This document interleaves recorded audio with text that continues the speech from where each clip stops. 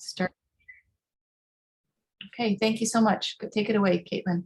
Thank you. Welcome, everyone.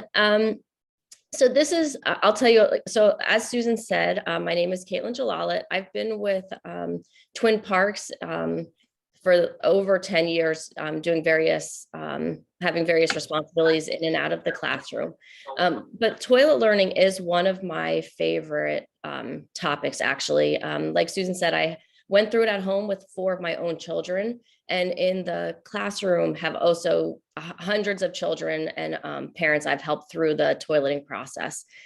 So I'm going to go through a bit of a slideshow with you, but I want to leave a lot of time at the end to answer questions and help guide you through it, because I know there are usually a lot of questions with how to handle it at home. I have some really great tips to help you through it also that I hopefully will help make it a little less stressful for those parents who are nervous about it.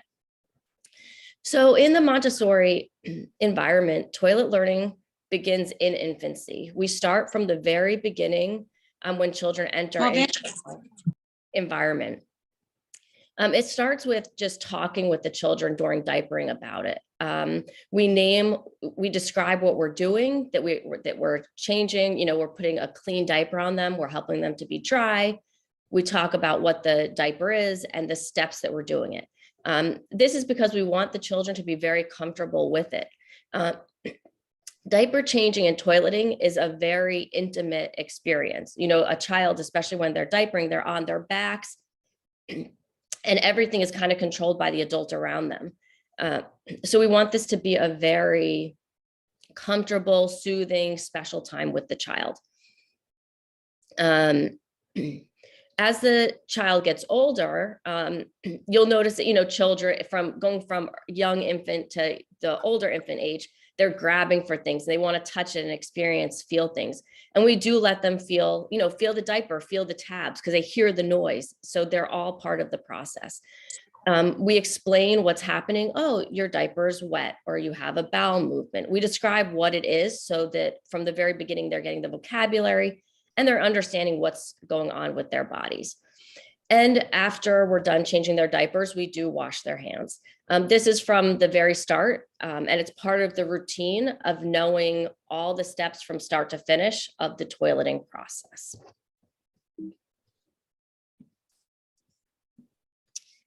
In the toddler rooms, as a child actually is, as they're around 12 months, when they're able to stand firmly, we start changing them standing up. We do this because it helps the child to become more of the process, so that they can do more. You'll notice that as children around, even starting around 9 months, they start to put their arms out and help assist, and they want to, even sometimes they'll grab for their clothes to try to put them on themselves. So this is something we see that they want to be a part of the process, and this is one way that they're able to do it. So some of the things we do in the toddler room is that the toddlers find their diapers. So we have them stored and labeled in containers for them, and they know right away where to go and find it. We help them to find where the tab is so that they can pull it open. Many children actually really enjoy this process because they are using their fine motor also, but they're able to find it and be a part of it. Before we do, we wipe and clean them and show them how to do the whole cleaning process. And then we offer the toilet for them to sit on. In our classrooms, we have child-sized toilets. At home, you may have, like a small step stool up to the toilet, or you may have the smaller potty that you can put in the bathroom and place near the toilet. But we always offer for the younger child around 12 to 15 months, we don't make them sit on it, but we're always offering it. Would you like to have a seat? If they say no, then we don't. We wait until the next diaper change, offer again. And then when they're comfortable, eventually they will say yes, and they want to try it out. That doesn't mean they will want to every time. In the beginning, it may be 2 days they want to do it, and then they say no for a week. That's okay. It's really just part of becoming comfortable with it and knowing it's part of the process. And then when they're finished, we help them put on a new diaper and wash hands again, so they know that that is still part of the process. So what are signs of readiness? How do we know a child is ready to start the toileting process? There are very many signs. First, when changing diapers, we'll start to notice that they are staying dry for longer periods of time. That's up to 2 hours. So we'll see that they can hold it for at least 2 hours. Often more, you will start to see as they're ready. Sometimes it will be up to even 4 hours that they stay dry. If they're asking to have their diaper removed,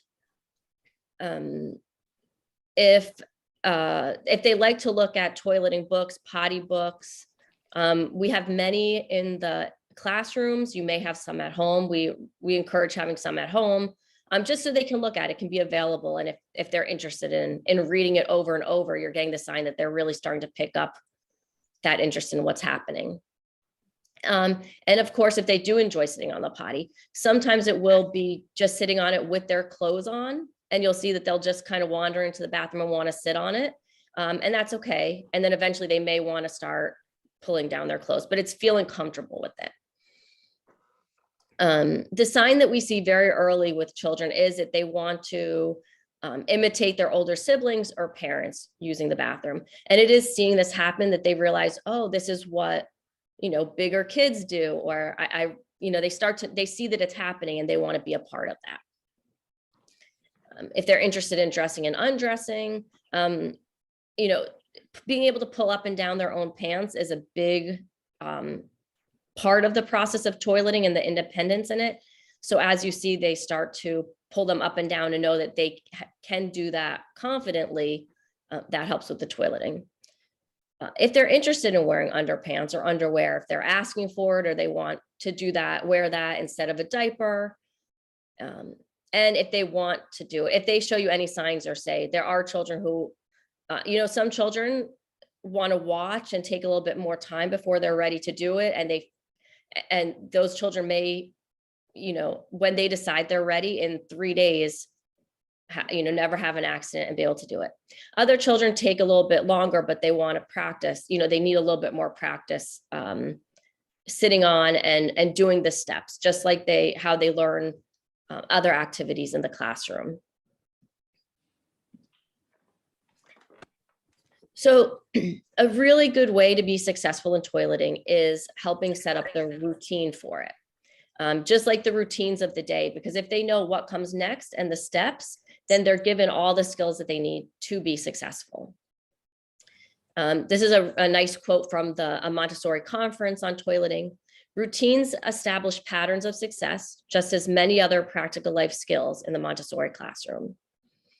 And so it's true. So we treat toileting and the toileting process the same as any other, practical life activity in the Montessori classroom, which is why we give all the steps.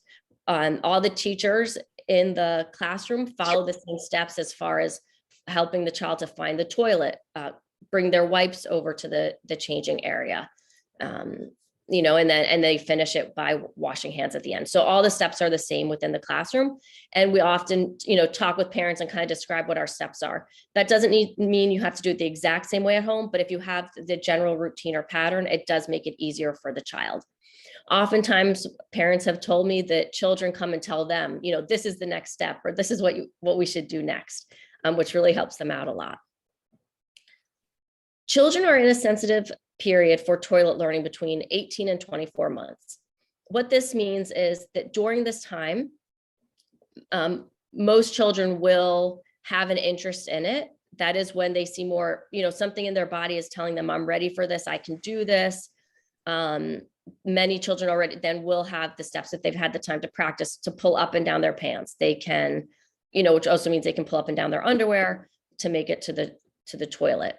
But it's during this time that they have a big interest in learning and following all the steps straight through. That doesn't mean that if you miss this window, if your child's over 24 months, they won't be able to do it. It's just their brain, how they process and learn how to toilet is slightly different, but they will be very successful. I tell parents, we don't have adults that aren't toilet trained. So your child will get to it. Some children, it may take, till they're 3 and they need a little bit more support, and that's okay. but there is a sensitive period between 18 and 24 months. So we often look for that in the toddler classroom for when they're showing this interest. And that will be the signs we see are them interested in, coming into the bathroom, keep on seeing them going into it and wanting to, sit on the toilet or flush the toilet, see the parts of it. These are all signs that they're interested.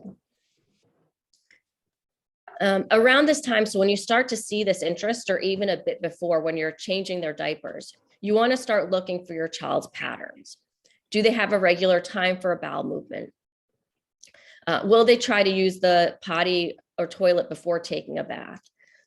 These are important because one, if they do have a regular bowel movement time, this helps you in the toileting process to give those gentle reminders. Oh, would you like to try to use the toilet now? Or you can set that time as a time to, take a toilet break for them so they can sit and have a relaxed moment. In the bath, for those of you who, if this isn't your first child, you may have experienced this. If it's not, this is a fun surprise for parents.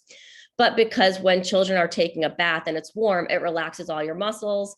So many times children may have, especially when they're younger, they may have a bowel movement in the bathtub.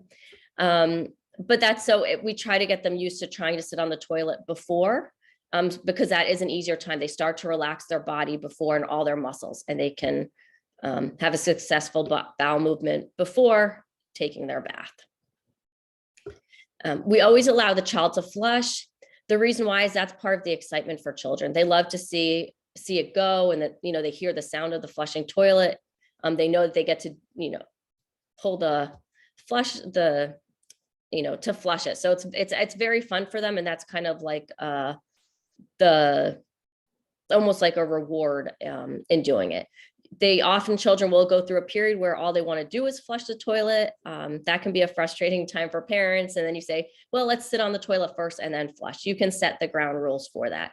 It's okay to flush the toilet, but let's have a seat on the toilet. Let's try. And then you flush when you're finished.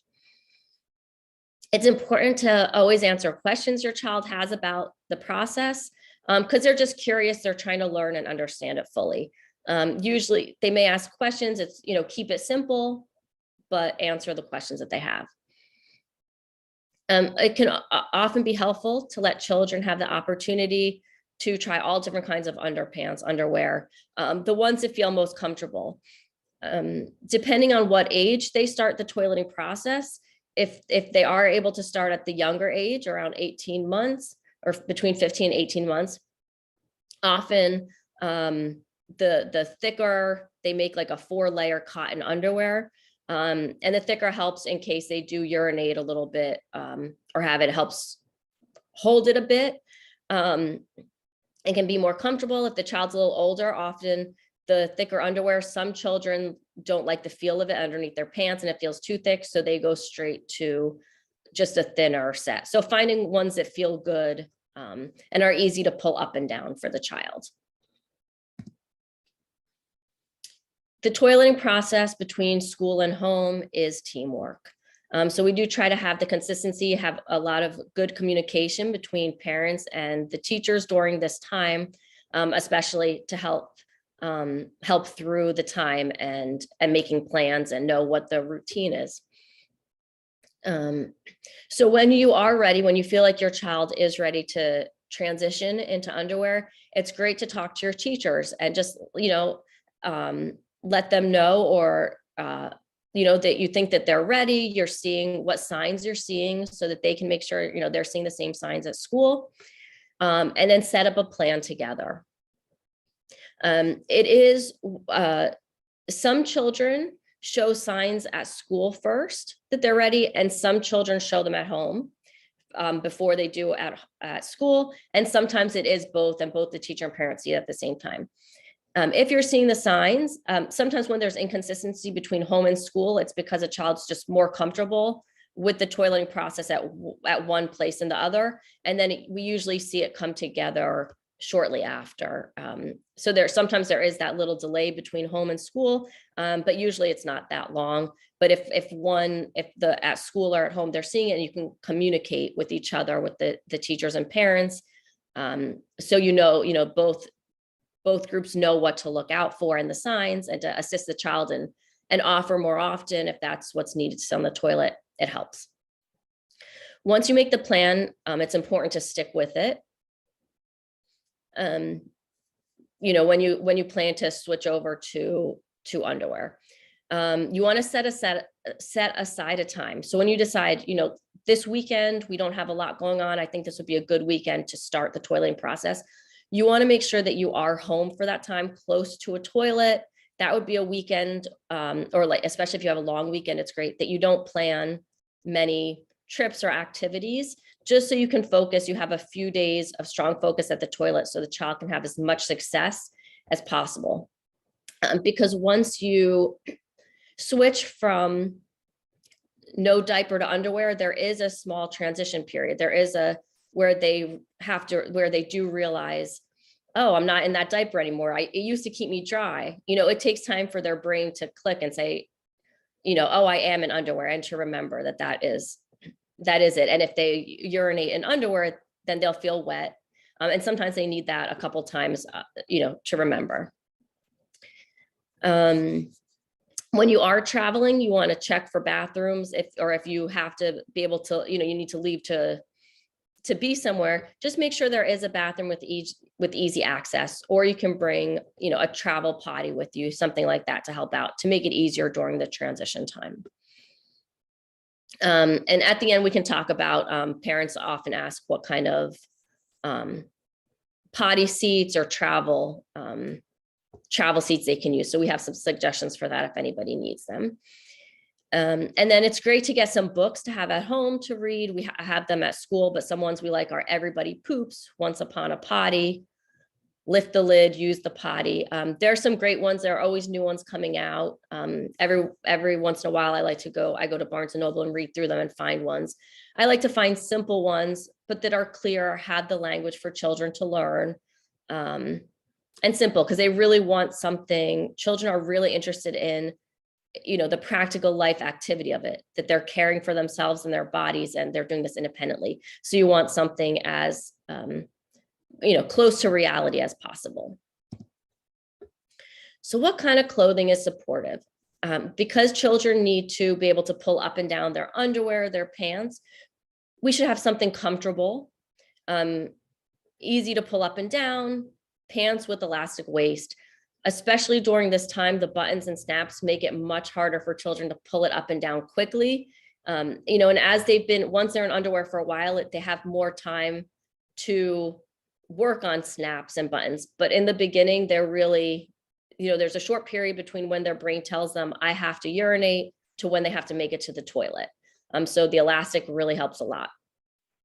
We try to stay away from overalls, onesies, buttons, belts, one-piece outfits, items like that are harder to do it. During the transitioning into underwear, we also try to stay away from dresses, just because they can fall into the back of the toilet, and then they have to change, you know, the child will have to change their whole outfit if it gets wet, and it can be frustrating. So especially during this time, we try to stay away from them, so they can be as successful as possible. And then it's a good idea, even, you know, in the bathroom, even to keep some extra socks, maybe a pair of spare shoes. The socks also, just because if they do have a full, you urinate, their entire outfit, including socks, often get wet. So you just want to have, you can keep a spare pair. You know, in the classrooms, we keep it right near the bathroom. At home, when I was toileting my children, when they were learning, we kept a couple pairs of outfits, just cotton pants, and shirts and socks, and fresh underwear that we could leave in a little, I left in a little basket near the potty. So if they did get wet, it's easy to change themselves. And as you have a child, even who's newly toilet trained, or toilet learned, and they're fairly successful, I keep it there, because you never know, down the road, they may, you know, not make it to the toilet quite fast enough, but knowing that they have all their supplies there, they can actually, you know, change and clean up themselves completely, for a child who's 2.5, leaning towards 3. So some reasons we don't use pull-ups in the Montessori environment is that as children are toilet learning, they need to feel the wetness. while pull-ups allow for it a little bit more than diapers, the purpose is to hold on to the moisture. And if the children can't feel that they're wet and they're comfortable in it, then it's harder for them to learn and for their brain to understand, okay, this doesn't feel good. I want to change. I want to be clean. I want, and to use the toilet. And then, pull-ups are harder to pull up and down. I know there are different styles out there, but it is harder in general than underwear to pull up and down. So they do have less success with it. They do give the message that the child's still in diapers. For a child, a pull-up, it's the same thing as a diaper.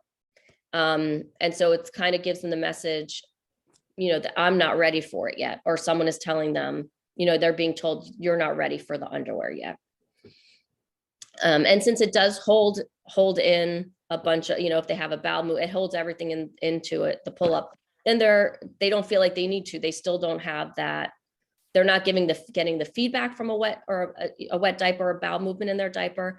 And then they don't feel like I need to do this. If I have a bowel movement, I have my pull-up on, I'll be fine until I go to the bathroom later. So when we're ready, we really go from diapers to the underwear. And that's really the main reason for why we kind of just skip the pull-ups. And pull-ups are more expensive, and and they don't really aid in the learning process at all. So accidents are expected. As parents, sometimes this is our most frustrating part as they're transitioning into underwear.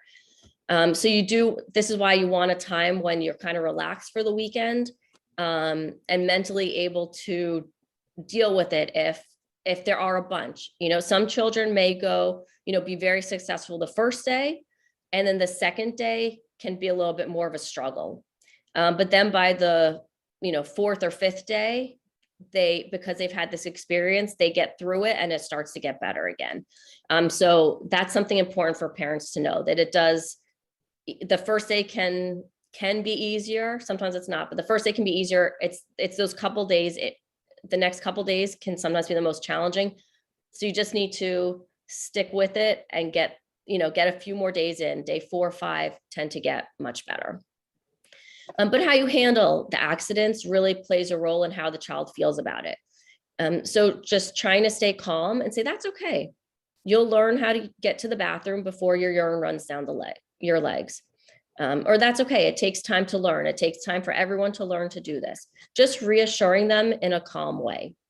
Because if they see that you stay calm, they'll stay calm also. There is that bit of in themselves when they get wet and realize it, they feel a little disappointment in themselves. And we want them to know that it's okay. This is a normal process of it, and you will get there. We have trust and faith that you'll be able to do it successfully. We know that you can. And that they need to be able to feel the urine sometimes, for that feedback, to know when they have to go to the bathroom. I have this feeling inside, it's the sensation, and then if I don't go to the toilet, I have a wet leg. And just remember, don't overreact. It's not dirty or icky. It's part of life, and children must experience the toileting in a positive framework. And then we'll talk more at the end. I can help out. Often parents have questions about furniture and things like that, and how to work through that. So I'll give you some advice at the end. Daytime and nighttime. So some children are able to transition and go full, into underwear daytime and nighttime. Some children, it takes a little bit longer at night. And sleep is very important for children. We don't want to disrupt it if we don't need to. When a child is ready, they will wake up at night if they need to urinate. But there are some ways that we look for this. One, we look for, once they're transitioning to underwear, maybe in the day we can see, or even before, if we see they're getting ready, if they're waking up consistently in the morning with a dry diaper, or when you feel it, when they first wake up in the morning, if it's warm and they just urinated, then they're holding it. If they're able to hold it for most of the night, then you know that they're close to being ready, or they're ready to wear the underwear at night also. You want to make sure that they do use the toilet, and part of your daily routine is using the toilet right before bed. So even if they're still wearing a diaper for bed, a little bit longer, you still want to get in the routine that right before bed, we always use the toilet. And then, right at that moment, if you're still using a diaper, put the diaper on and then you get into bed. But you want to make that a clear routine so that when they are ready, a little, maybe it's a couple months or a month later, they're already using the toilet before bed. And then limiting liquids right before bed.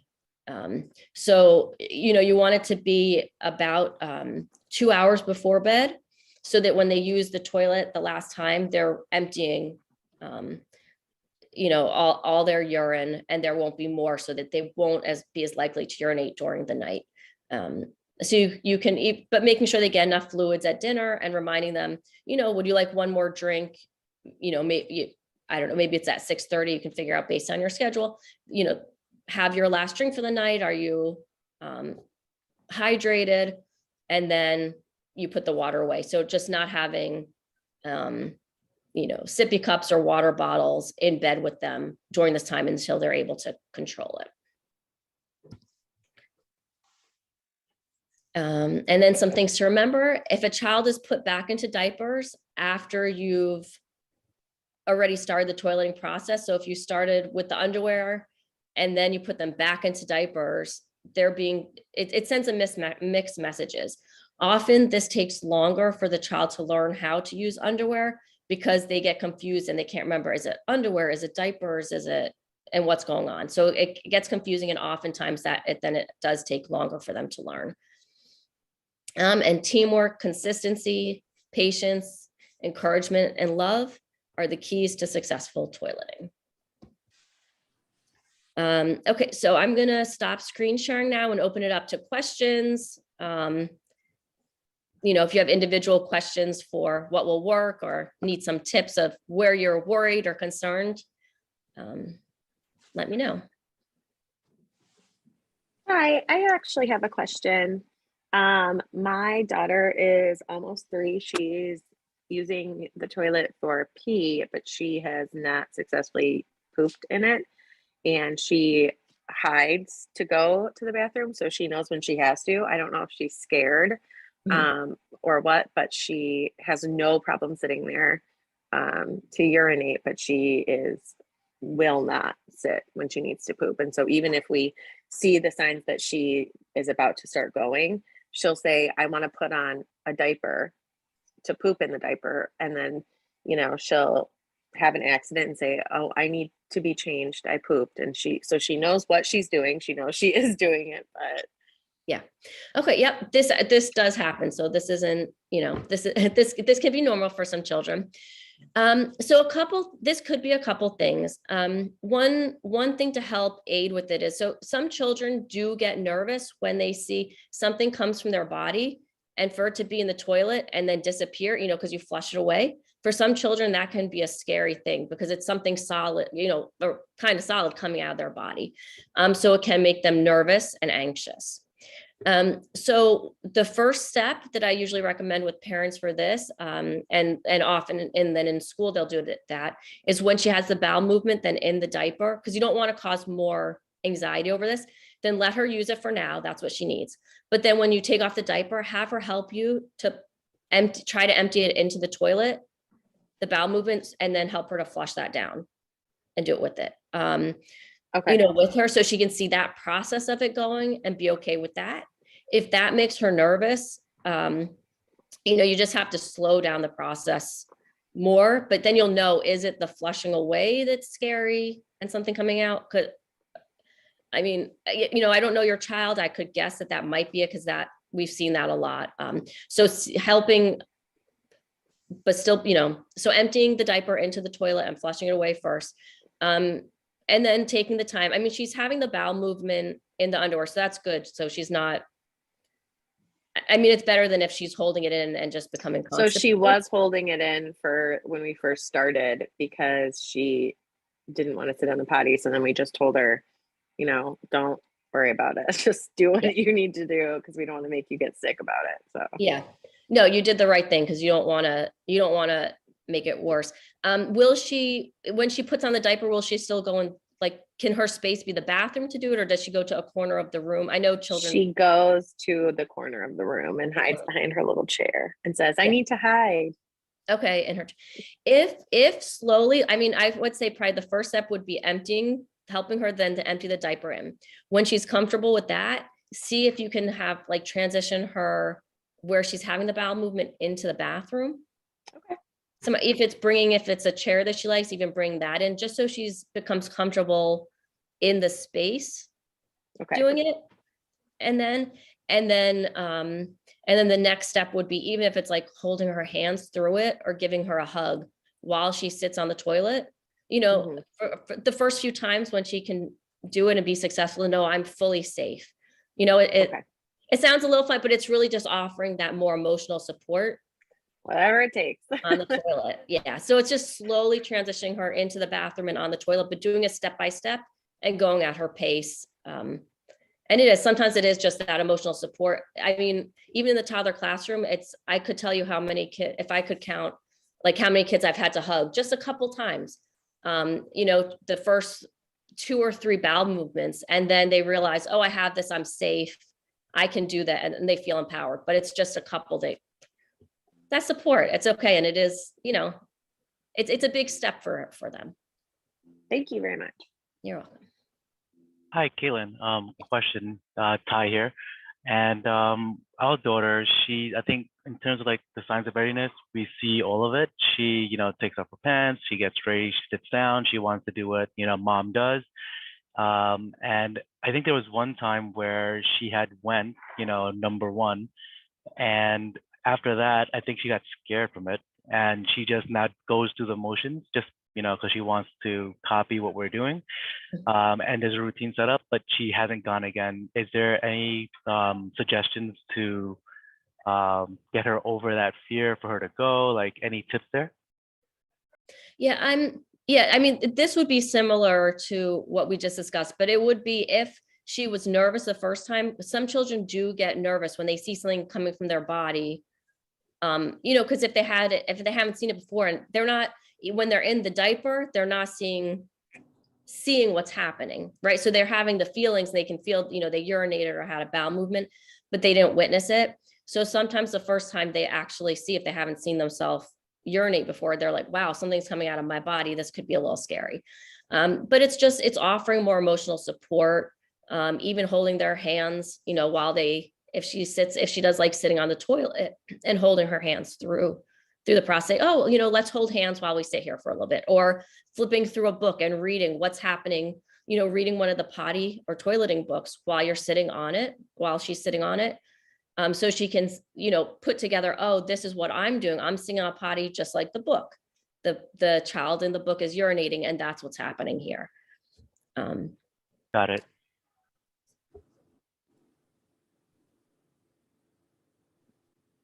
Any other questions? I'd like to ask a question, if I may, please. My question is specifically about nighttime. My son is fully potty trained, but at night we always put a diaper because it would always be wet. Sometimes I would change it in the middle of the night. Sometimes, it will last till morning. But when we tried to skip it, he'd wake up wet, and that was a whole big ordeal for us to wash everything, since we don't even have a wash and dry in the apartment. Mhm. Any advice there, please? Yeah, if he's still very wet throughout the night, so some children developmentally, some children just aren't ready until they're a little bit older. Because there's something in the brain that can, that kind of clicks when you're ready. So while it's not as common, it is genetic. So sometimes there are a few children who it will be up until, 8 years old. They can't hold it through the whole night. So that's not, unusual either. But so if they need to stay in the diaper, if they're very wet, it's not just one thing, because if you're changing it partway through the night and then they're wet when they wake up again, they may just not quite be ready for the whole night yet. If you think that they are, because they're waking up and they could urinate, and then go back to bed, What I've done, what some parents have done is, having an extra layer of buying like an extra sheet and the waterproof pad on the bed. So you kind of make the mattress twice. So you double make it. And then if you keep in your bathroom or where it would fit, just a bucket of diluted vinegar and water. So if it gets wet at night, but you can't wash it right away, if you put it in diluted vinegar and water, it helps with the smell. And it can be there until you're able to do the laundry because it takes away the Right. the smell. He also likes to drink a lot at nighttime. It's almost like a habit to have a drink before bed during the night when he wakes up, and that's probably not helpful. Yeah, so if you try to make sure he gets more fluids earlier in the day, and then, I mean, for some children, it's a comfort habit. It's the same with some children, like if they switch from a bottle to, even water, but they're used to having it at night, then you have to, you start to reduce it and just offer more during the day. So you know that they're not dehydrated. And if it's just the habit and you just, I would say you start reducing it first because you can't just take away. It's a comfort thing. So you can't just say, okay, no more liquid at bedtime, but reduce it so it's less and less, and then try to move it to an earlier time that he's having his last drink. Thank you. And I guess the most important part of the question is, when is the right time to remove this diaper completely? At nighttime? Yes. When you're, well, I would say the first goal would be to reduce the liquids and the time, because it's the only way he can be successful. If he's having a lot right before bed, there's no way he can, he'd have to have a huge bladder to be able to hold it through the whole night. So reduce the liquids first and kind of transition that time. And then see if you're noticing, okay, he is able to stay dry a little bit longer. You may notice he's not waking up at night anymore also. So if that happens, then that's more of a clear sign. Great. Thank you so much. I appreciate it.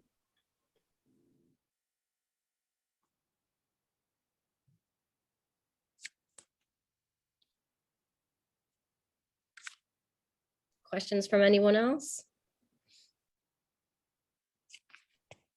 Okay. And this is a great thing when you're ready. I mean, talk with your teachers, and they do oftentimes they'll have some really great advice too, especially if there's something that you're worried about at home or cleaning or little tricks. The teachers have all been trained and they've been through this many times and, have supported many families. Our teachers are wonderful with support. So just feel free to always ask them the questions or say, I'm really struggling with this part at home, or what do I do when they urinate on the couch? I've had parents call me, in the evening or email, and I tell them, I say, it's okay if you're feeling frustrated with the process, take a minute, write me a letter, an email, and let me know how it's going. Because sometimes I can offer feedback. So, you can help stay relaxed and calm in the moment. And then I also know how your child is doing when they come the next day or at the end of the weekend to school, and I can help support them through that also.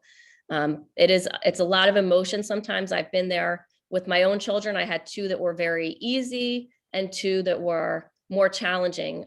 So I've been there with the moments where I've changed, 8 outfits in one day and urine on the couch, and how do I clean this? And try to stay calm and smile for my child. So, we get through it. And then once you get past it, you're like, oh, that was pretty easy. But when you're in it, it's hard. And even as parents, sometimes you want to cry.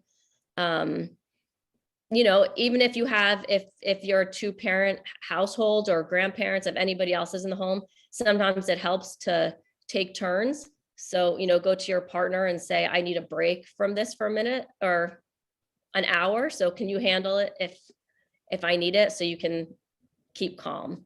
But it's all normal emotions.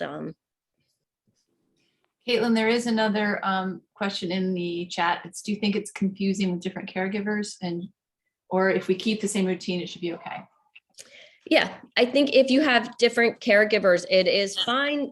That's why it's important to communicate beforehand, between school and home, or even, within your home, if you have, a nanny or a grandparent or somebody else, just make sure you talk about what the routine is, what the plan is, how to handle the situation so that everyone's on the same page. And so the child knows what to expect. But this is a place where often the child starts to take the lead. So once the routine is set, they know what it is. And especially between these ages of 18 to 24 months, you may realize your child will remember routines better than you do, you know, or the bedroom routine. You forgot to read this book to me, or you forgot to do this. Because they're so routine oriented, learning skills and steps, they often know it. So so if you tell everyone and they're on the same page, they can often correct you and tell you, no, do it this way. Mhm.